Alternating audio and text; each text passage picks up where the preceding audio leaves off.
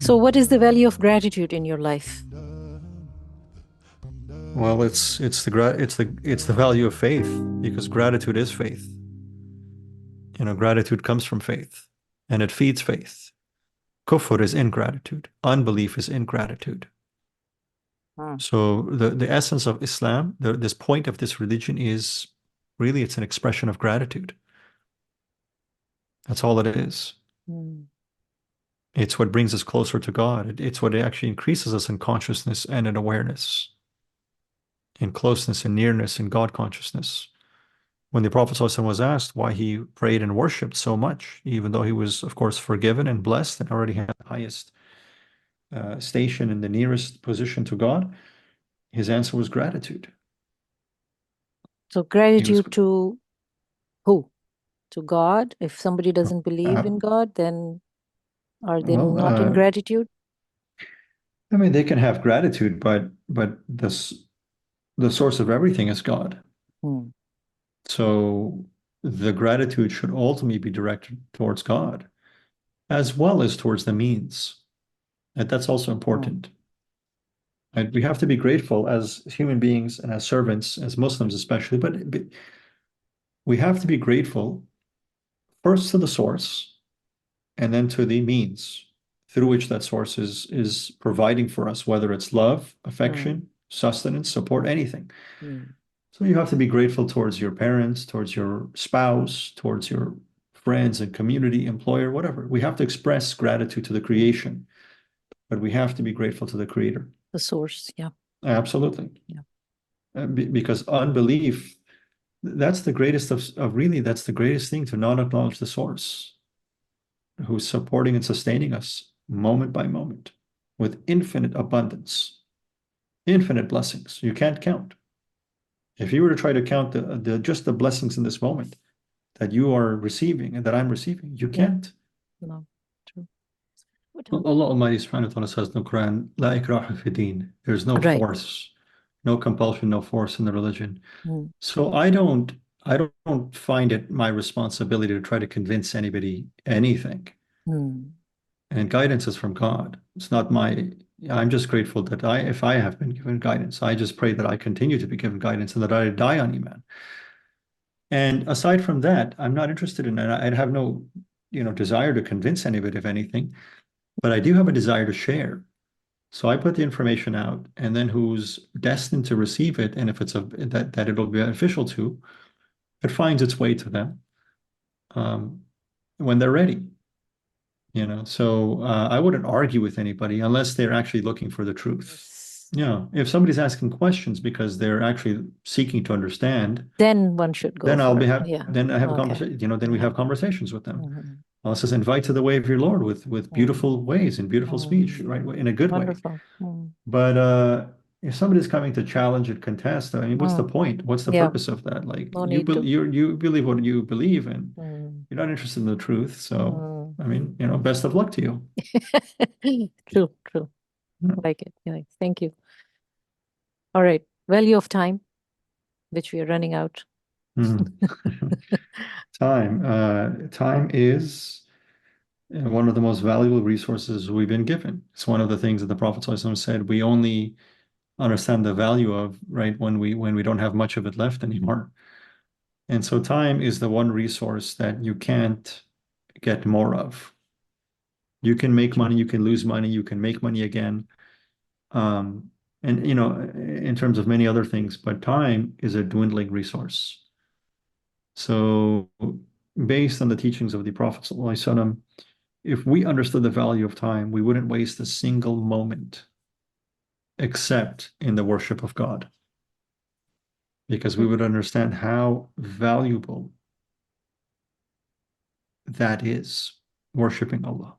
It'd be to the point that he said when people have moved on to the next world, they'll plead, they will beg, if only I could go back and just say one more time, Subhanallah or Mm-hmm. Alhamdulillah, just to say that, Mm-hmm. because then you see what that results in the world beyond. And so time is extremely valuable. Um, How do you manage time? Because there's so many distractions. I'm sure you. yeah, It's I mean, it's a challenge because any tips there's, we can learn from you?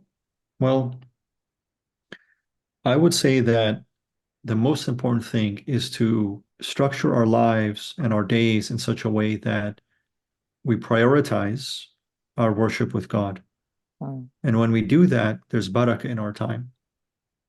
If we don't do that, we'll find ourselves rushing and just unable to, you know, unable to meet the demands that we have. So the best way to start the day is with worship, with prayer, and with meditation. And I would say that this is really important because meditation is ultimately the practice of stopping time, transcending time. Mm. So if we find ourselves enslaved to time and stressed by constant having to rush, not being able to get enough done and meet all of the demands, we actually need to do the opposite. It's not about rushing and running faster and farther. We have to actually slow down. That's the key. The more you rush, the more you will be required to rush. The more you believe there isn't enough time, and it's not just what you think, but it's what you do, the more you'll find there is not enough time. That's why technology, the whole point of technology, one of the major points of technology is to give us more time. Mm. And we And have less time. Well, we have less time than ever in the history of the world yeah, to true. breathe, to smell the flowers, Yeah, right? To take a walk, to just enjoy the sunshine, to true. be with our family and our friends. So, I mean, how does that work? Nah, How is it's that possible? It's completely paradoxical, and it's the inverse of what people think. So the key is not speeding up, it's actually slowing down. yeah. And there's a funny story. One time, a master was asked about meditation, and he said, everybody should meditate. You should meditate once a day for 20 minutes. Mm. And he said, unless you don't have enough time, in which case you should meditate twice a day. Oh, So that's a good one. the key isn't to rushing up and rushing and becoming more hyper productive. It's actually you've got to slow down a little bit and tap True. into True. Allah Almighty, because time is also relative. Keep that in mind. Because Yeah, the Prophet ﷺ said, rush is from shaitan. yeah. But young people are naturally little on that side, right? When you're older, you slow down from the age and Well, stage point of view. Also, it's not necessary. it's an approach to life. Mm, You can do things to just to get them done, mm, or you can do things and give value and presence to what you're doing. And there's a big difference. One is a waste of time, and the other mm, one actually it becomes an act of worship. true. Nothing is meaningless. So let's say if somebody has a chore, they have to do the dishes or put away the dishes or clean something. The point isn't just to get it done. If that's all it is, then it's a meaningless task and it's a chore. But if you slow down and approach that with love and do it with excellence, it becomes a self-fulfilling activity. It's nourishing rather than draining. So Yeah, when I do work, right, like cleaning work or things like yeah, that, I enjoy it. yeah. I enjoy, when I have to do it, I will enjoy it. I'll do it with excellence. I Mm, will fold my clothes neatly. I will do the dishes well. Like I'll arrange mm, them in a nice artistic way because mm, why not? We mm. should enjoy what we do. So that would be the excellence, the spiritual excellence, or the whether you work or do anything, that you do it with Absolutely. enjoyment and fully present instead of Exactly. rushing through it and Exactly. not even remembering that how many dishes I washed Yeah. or I mean, if you don't enjoy it, then you're just wasting your time. You may still have to get it done, but you're not going to enjoy it. You might as well enjoy it. but we And are when not you even enjoy it, eating conscious, I mean, mindfully or if yeah, enjoyment with the enjoyment, this sandwich and fast food, all this that we have been taught, like, isn't it? Like we're rushing. and it's not good for our bodies and Yeah, it's not for good the for our health. souls. Yeah, No. it's not. Right? And do things with love, and then you create beauty. Yeah. If you do things lacking presence, lacking love, it's Mm. just a chore. You don't enjoy it. It turns out to be a bad result. It's Yeah. not done well typically. What's the point? Yeah. People don't realize this is part of the religion. Religion is not Yeah. just, prayer on the rug. Yeah. Religion is everything you do. Do it with love. Yeah. Your True. whole day, your whole life, all of your activities become worship. It changes also. Everything becomes less tedious, I guess. Less tedious, more Hmm. beautiful, Hmm. True. and ultimately we're here for that. Yeah. What is the purpose of your life at this time? Oh boy, you saved the biggest question for last, huh? Well, I'll try to be, I guess I'll try to answer this briefly, Yes. but I'd say first and foremost, right? I pray that I can live in a way that's pleasing to God, to the best of my abilities, and and also to be a means um, to fulfill the purpose for which He created me and created us all, which is to be a representative, a vessel or a vehicle or a means to seek to support His will in creation, Yeah. calling people towards goodness, calling ourselves away from badness, Mm, or to enjoin good and to prevent evil.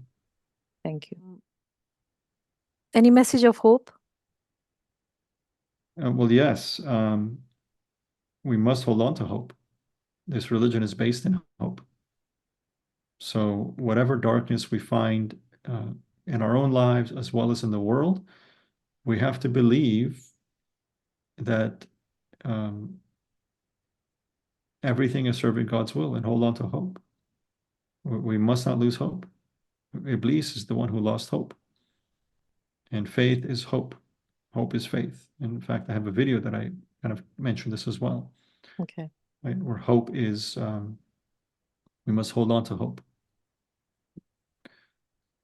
And everything that happens and has happened is by the will of God. It's destined, and it is serving His purpose. And all the trials that we go through individually as well as collectively in this world are for a time. It will end. Whatever hardships, whatever suffering, whatever pain we're experiencing or have experienced or will experience, it is limited. And beyond that is eternity. So for Muslims, we must continually remember and focus on not just this life, but eternity. All Right. right. So my last question is, what lights you up? Good question. Um, I would say, and I don't mean this just for the sake of saying it, but really, I think the thing that lights us all up ultimately is connection with our Lord, Allah, in whatever capacity. That could be again appreciating nature. That could, but really, it's about because He is light. An-Nur is one of His attributes in His names. And so, literally, what lights me up is being in the company of good people, Mm, being in the company of pious people, of saintly people, of holy people, of sincere people, of worshiping people, and also, remembering, being engaged in meditation and in dhikr. Like this actually brings light into the soul. When our souls become filled with light, that's energy. Going back to energy, that's energy mm. that then does manifest as joy, as buoyancy, as exuberance, as freedom, a freedom of the soul. And so all of that comes from our connection to our Creator. Yeah.